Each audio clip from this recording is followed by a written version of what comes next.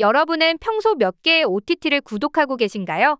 한두 개 정도 구독해서 보는 분들도 계실 테고, 많게는 3, 4개씩 한꺼번에 구독해서 보고 싶은 콘텐츠를 골라보는 분들도 계실 겁니다. 그런데 그런 이들의 구독 목록을 봐도 빠지지 않는 것이 있으니 역시나 넷플릭스일 텐데요. 넷플릭스의 올해 1월 사용자 수는 1237만 명으로 국내 점유율 39%를 기록하고 있습니다. 사용자나 점유율 면에서 모두 압도적인 1위인 거죠. 그런데 놀라운 건 최근 넷플릭스라는 거대한 벽을 깨트린 국내 OTT 업체가 등장했다는 사실입니다. 그 주인공은 다름 아닌 토종 OTT 업체 티빙이었는데요. 지난달 28일 티빙은 넷플릭스를 제치고 총 사용 시간 1위를 기록했습니다. 그리고 그 중심에는 최근 엄청난 화제성과 함께 종영한 이 드라마가 있었는데요.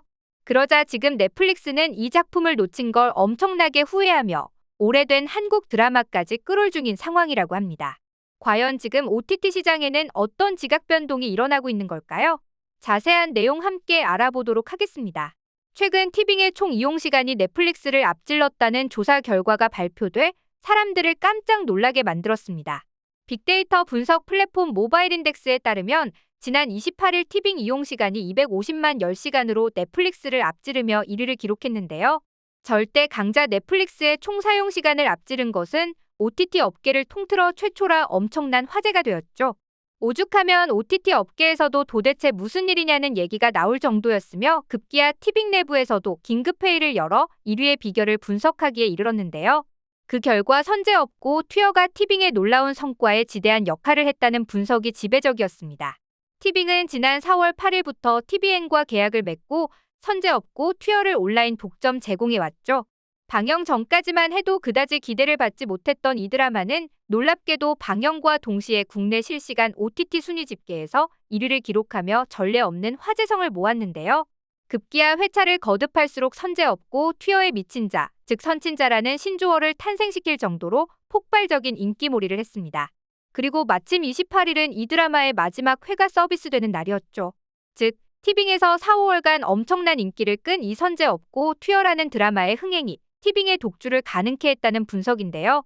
물론 여기에는 KBO 야구의 독점 중계, 눈물의 여왕의 인기 등도 기여한 것이 사실이지만 이번 드라마가 지대한 공을 세웠다는 점만큼은 부정할 수 없는 사실입니다. 게다가 선제업고 튜어가 세운 기록은 1일 총 시청 시간뿐만이 아니었죠. 드라마가 방영되는 지난 4, 5월 동안 이용자 이탈률이 넷플릭스보다도 낮았는데요.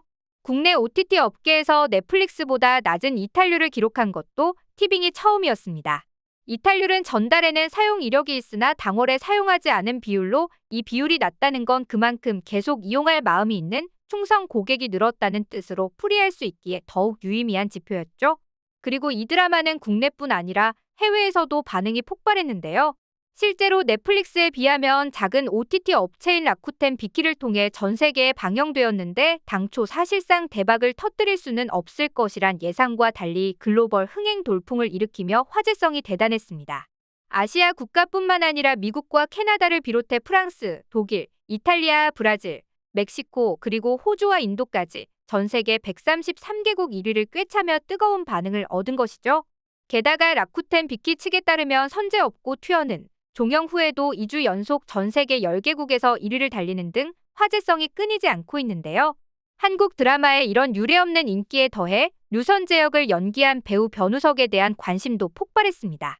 특히 변우석은 군백기 중인 이도현과 송강 등 대세 배우들의 빈자리를 완벽히 메우며 라이징 스타로 자리매김했는데요.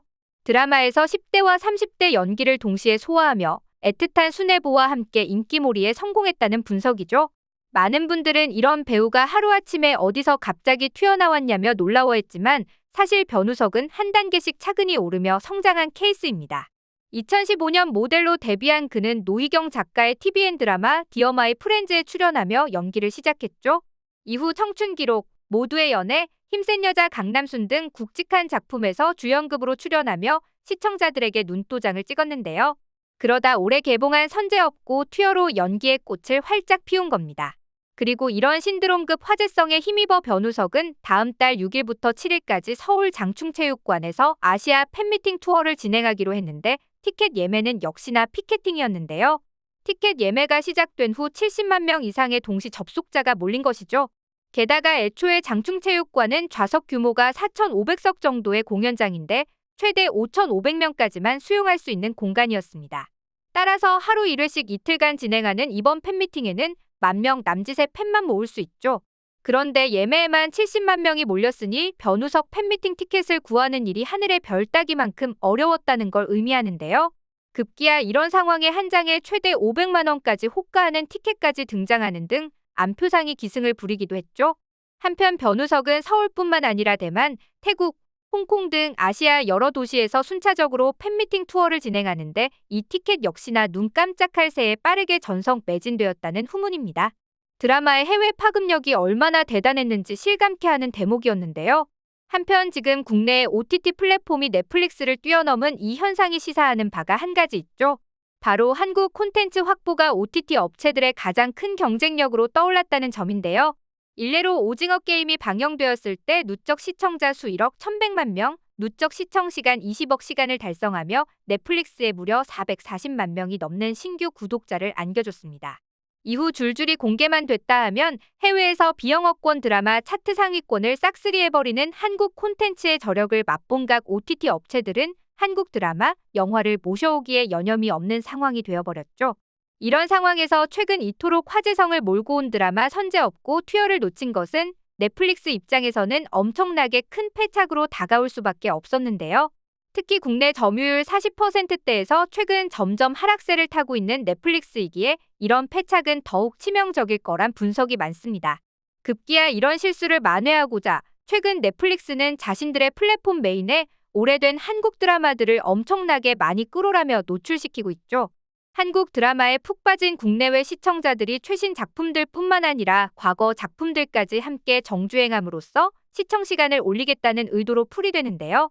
이런 점만 봐도 전 세계 콘텐츠 시장을 장악한 한국 드라마의 위상과 영향력이 얼마나 높은지 실감되는 모습입니다. 그리고 이런 흐름에 다른 OTT 업체들도 동참하고 있죠. 최근 아마존 프라임 또한 한국 드라마와 프로그램을 광적으로 넓혀가고 있으며 이에 질세라 동남아시아의 OTT 플랫폼 VIU도 광범위한 한국 콘텐츠 라이브러리와 무료 구독 전략으로 빠르게 주가를 올리는 중인데요. 이렇게 세계 최대의 OTT 플랫폼 업체들 모두가 한국 콘텐츠 쟁탈전에 나서며 우리 드라마들의 재평가가 실시간으로 이루어지고 있는 실정입니다. 사실 불과 1년 전만 하더라도 OTT 업체들 간의 경쟁에서 국내 토종 OTT 플랫폼들은 늘 수세에 몰려 있었습니다. 글로벌 OTT와 경쟁할 수 있는 국내 OTT가 나오는 것이 절실하다는 목소리가 계속해서 제기되던 와중에 최근 티빙의 이런 눈부신 성장세는 실로 반가운데요. 게다가 지금 티빙과 웨이브의 합병이 막바지 단계에 이른 상황이라 빠른 시일 내에 계약 체결이 이루어질 것으로 보인다는 소식입니다. 만약 이 두 업체가 본격적으로 손을 잡게 되면 국내 OTT 시장에서 더 강력한 경쟁력을 확보할 수 있고 곧 OTT 공룡 넷플릭스를 추격하기 훨씬 수월해질 것이란 기대가 많죠. 물론 어떤 이들은 티빙의 넷플릭스 추월을 두고 일시적인 현상일 거라 해석하는 시각도 있습니다. 하지만 절대 넘을 수 없는 벽처럼 여겨졌던 넷플릭스와도 잘 만든 콘텐츠로 승부를 볼 수 있다는 훌륭한 선례를 열어줬다는 점에서 의미가 큰데요. 부디 우리 토종 OTT 플랫폼들이 양질의 콘텐츠 그리고 차별화된 전략을 통해 넷플릭스와의 경쟁에서 새로운 우위를 선점할 수 있길 바라며 오늘 영상 마치겠습니다.